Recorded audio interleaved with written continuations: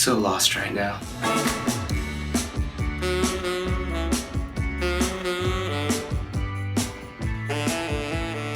What's The Grinch about, Michael? The Grinch is Educate about a grumpy old introverted man who doesn't want to, he wants to be left alone on Christmas. It's basically the Scrooge, only he's green. Is The Grinch a who? Yeah, he's Yeah, it's just a hairy I just one. wanted to make sure. Before we get into anything, let's just talk about the problems of Whoville. There are definitely problems there. They orphaned the Grinch because he had green skin. Cindy Lou's mom, you don't know what happened to the dad. All kinds of stuff. It could have been a divorce. A divorce in Whoville? Is this in the movie? And all the kids have beards. Yeah, they do. Yeah. What? Okay, but yeah, anyways, Yeah. Grinch truly feels like a Scorpio. Like, he is an introvert. He is, hates everything. And that's like, when people are like memeing Scorpios online, that's like the thing. It's like, oh yeah, we hate everything and we're introverts, which is true. I hate everything and I'm an introvert.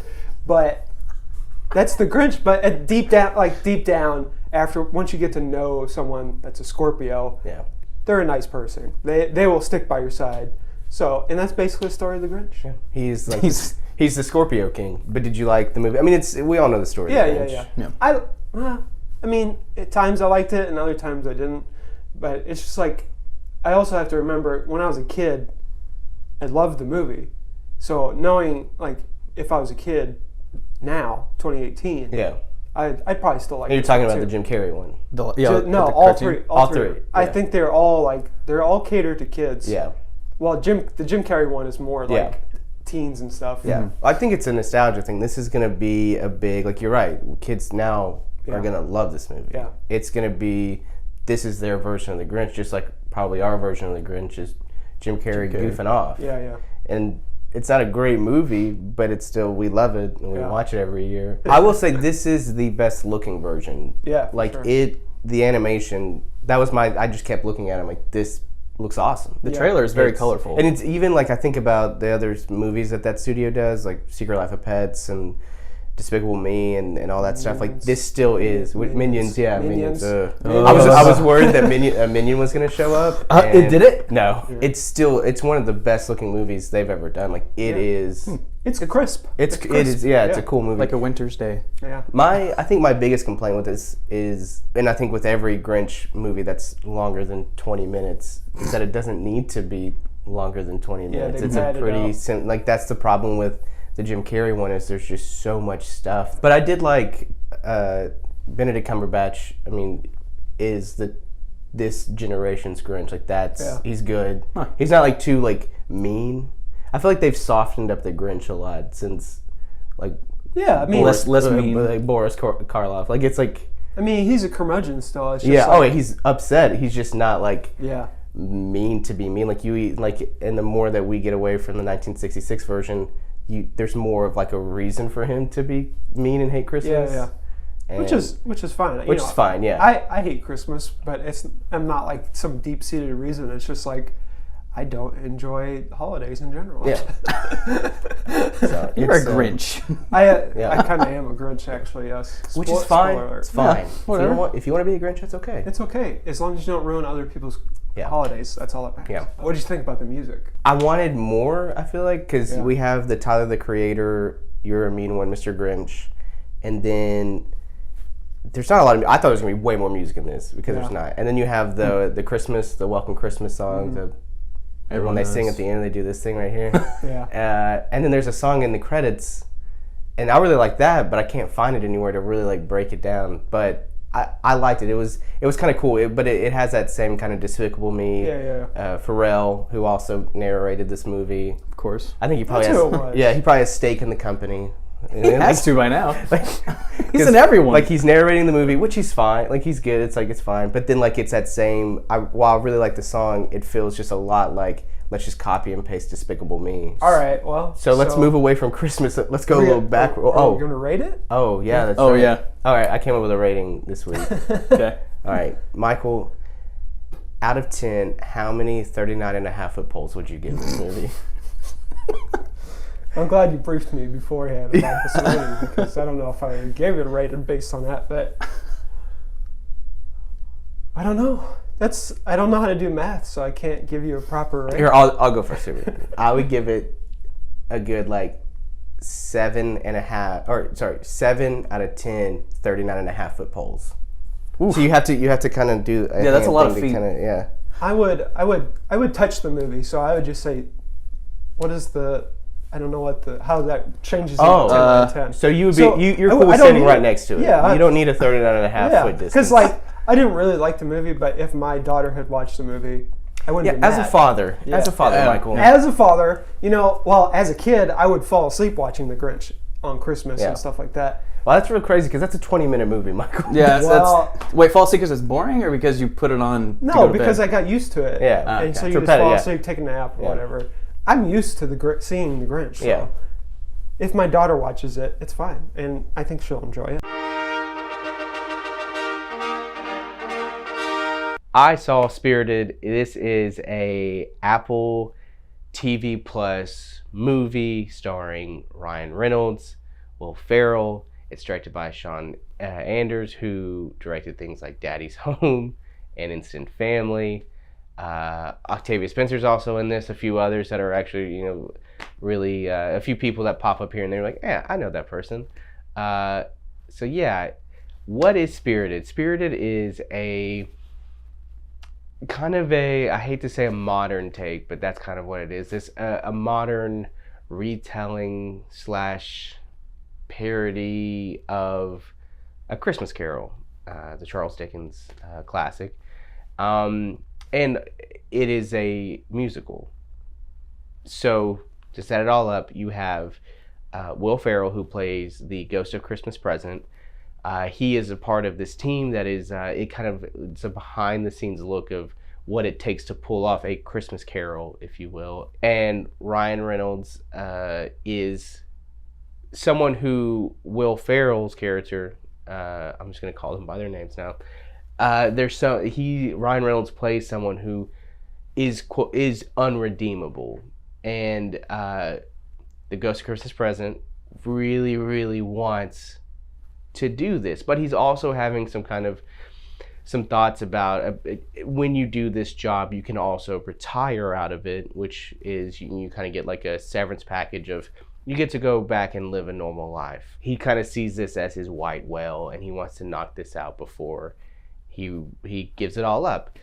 And yeah, and there are musical numbers just kind of along the way. Going in, I was a little, it seems like a really cool idea. It like on the surface, it seems, oh cool, you got Ryan Reynolds, you got Will Ferrell, they're going to be in a Christmas musical that kind of pokes fun at Charles Dickens and all the remakes. They even mentioned Scrooged, one of my favorites. But and so you think, okay, it'll be fine. You see kind of the director of it, you're like, okay, like how are they going to pull this off and actually make it really memorable and really good? Well, I'm here to tell you, like, I was super surprised by this movie. And I think a lot of it has to do with the musical numbers. They're just really good. They're really catchy.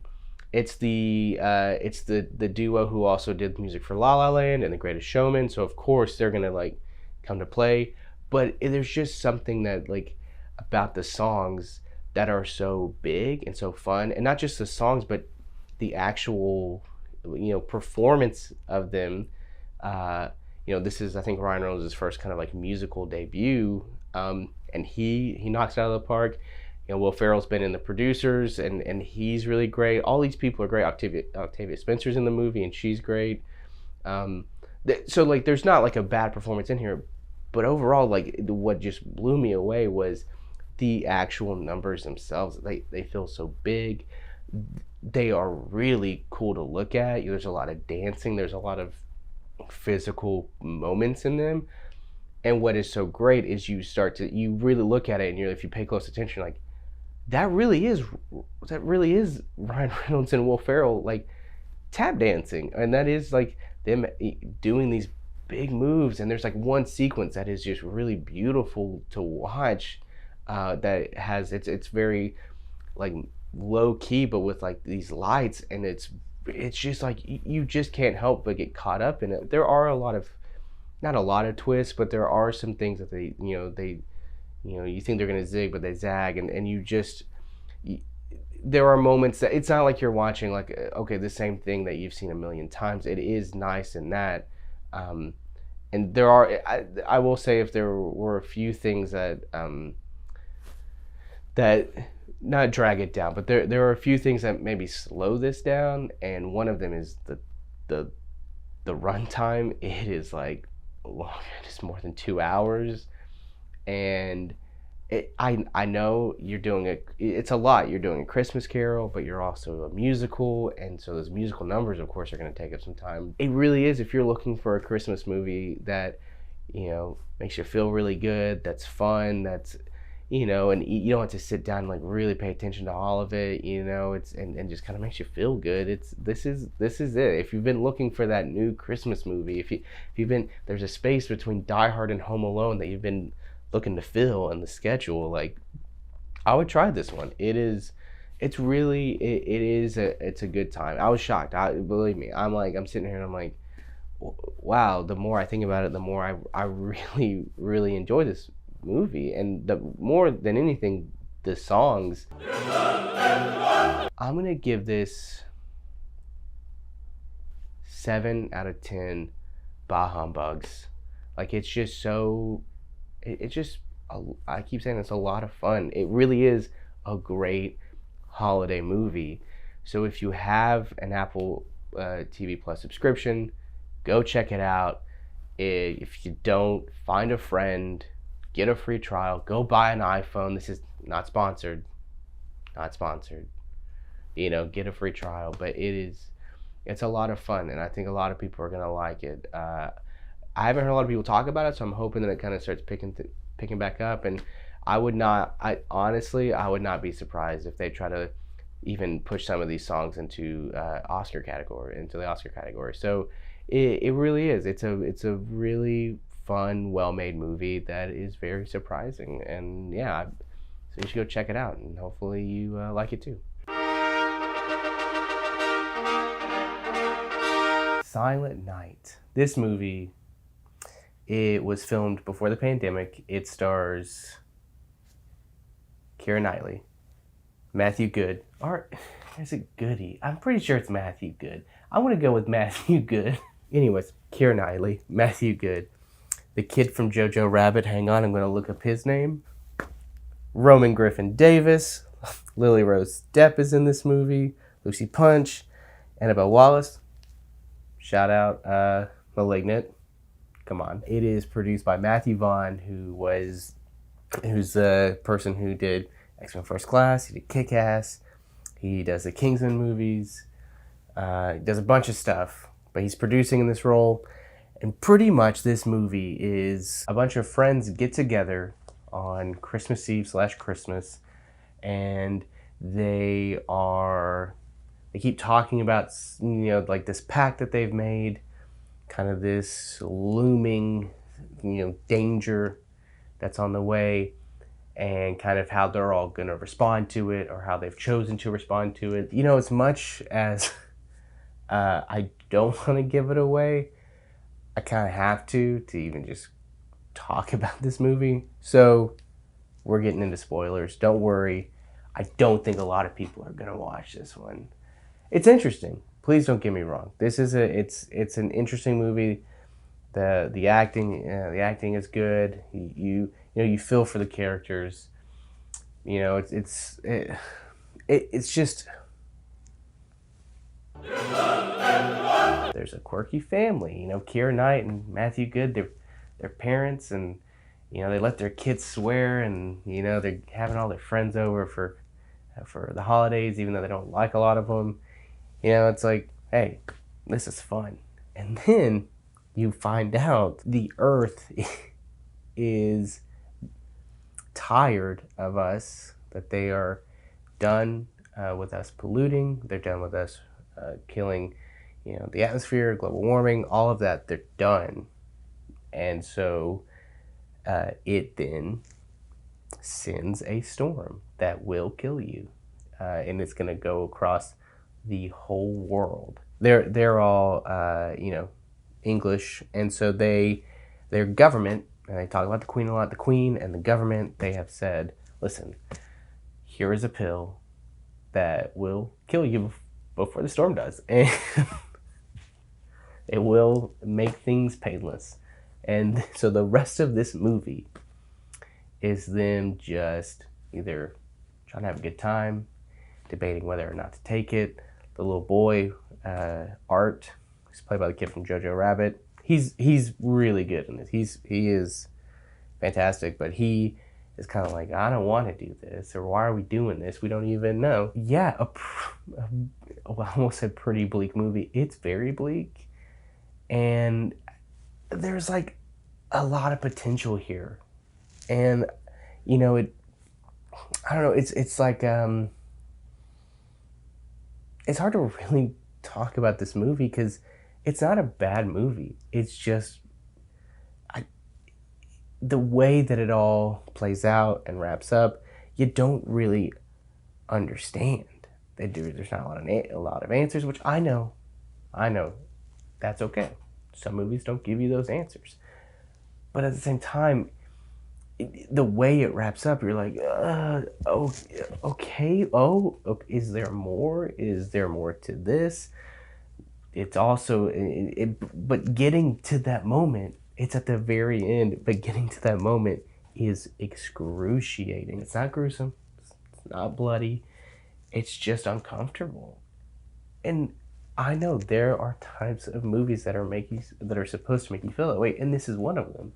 It's very much like, this could be the consequences, but also, is there a way? Maybe there is a way. It's I don't know, like this. I'm conflicted by this movie because again, it's not bad. It's just it's a weird, interesting watch because it feels very much like a warning about climate change and what we're doing to the earth, but also like a can you trust your government kind of thing. And that's a lot, especially from an indie movie that never gives you those answers. It never gives you that payoff. Keira Knightley's good, and Matthew Good is great. Good is great. I couldn't say Matthew Good is good, but maybe that's why it's goody. I don't know. If you're interested, check it out. If that's your kind of vibe, if you like a kind of a mashup of like a Christmas movie, but it's also kind of an end of the world movie, this one's for you. But please buckle up because I it's something. It's streaming right now on AMC Plus, so yeah, I want to know so much more about this movie. Like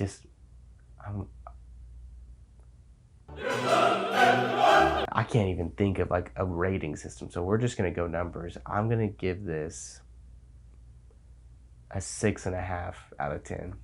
Again, I don't even know why. I can't even tell you why, because I didn't hate this movie. I also did not love this movie. Again, very hard to watch, very dark. So yeah, take that 6.5, do with it what you will, because I'm honestly not even sure what it means. So happy holidays, and got a lot of thinking to do, a lot of introspection.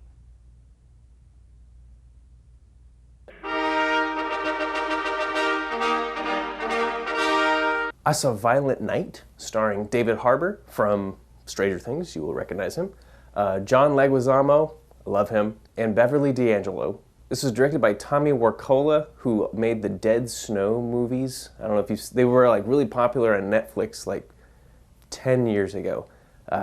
He's a Norwegian director, usually does like horror, like gory stuff. And this movie it definitely has a lot of gore. So Violent Night is about Santa Claus, who is David Harbour, and he's burnt out. He doesn't want to deliver toys to the kids anymore.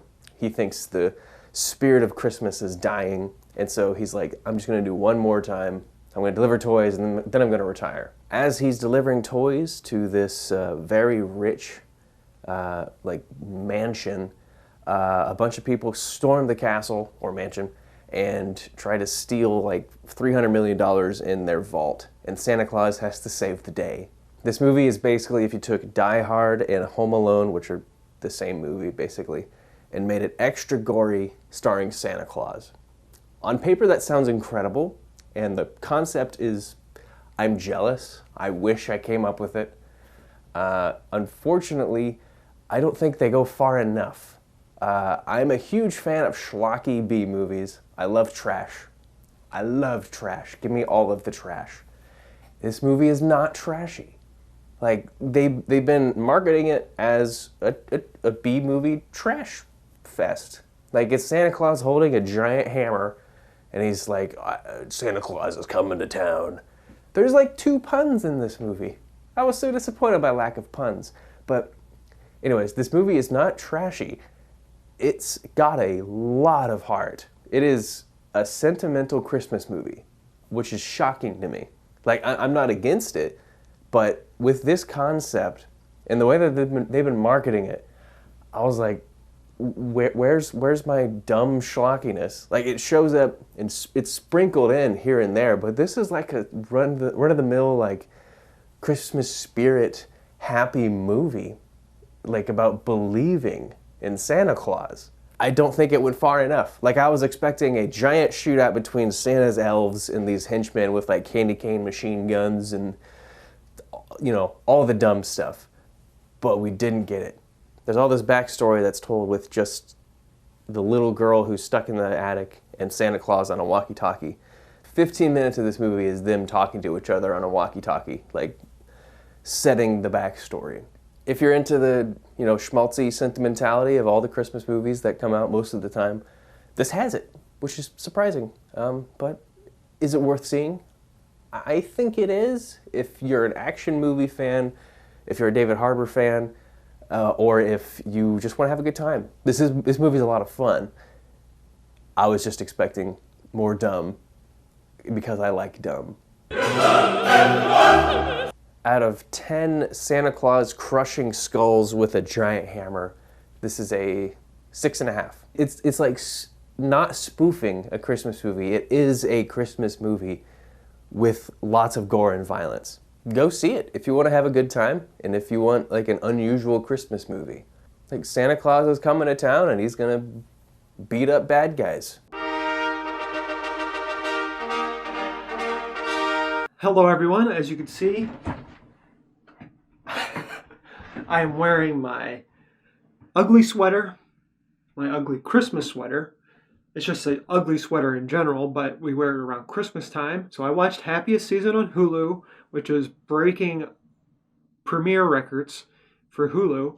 And, you know, it's your run-of-the-mill Christmas story, but it's LGBT friendly. And it's got Kristen Stewart, Mackenzie Davis, Allison Brie, Mary Steenburgen, and it's got Dan Levy and Anna Gasteyer, and there's some cool cameos.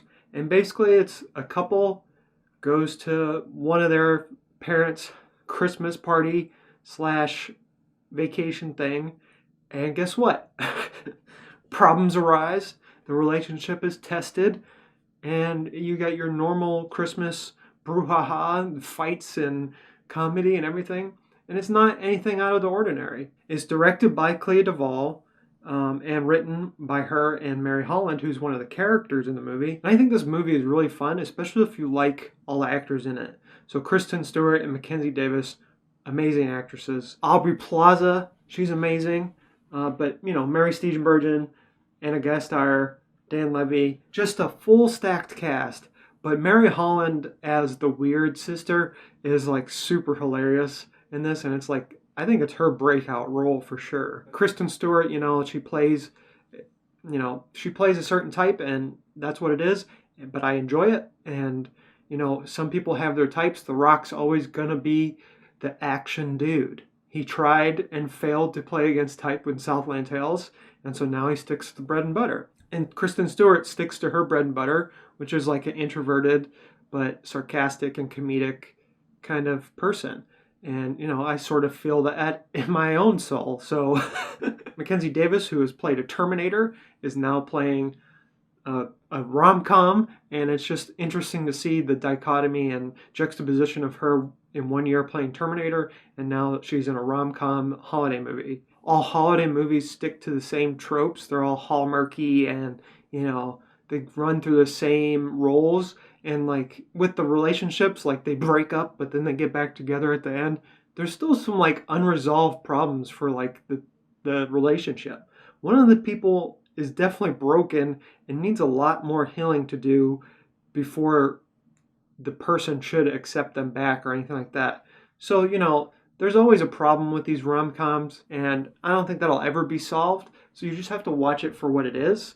And if you like the actors and the actresses in the movie, then that is what you should focus on. Dan Levy, is riding a huge wave right now, so he's probably got a lot of people wanting to watch this for him. Aubrey Plaza has her fans.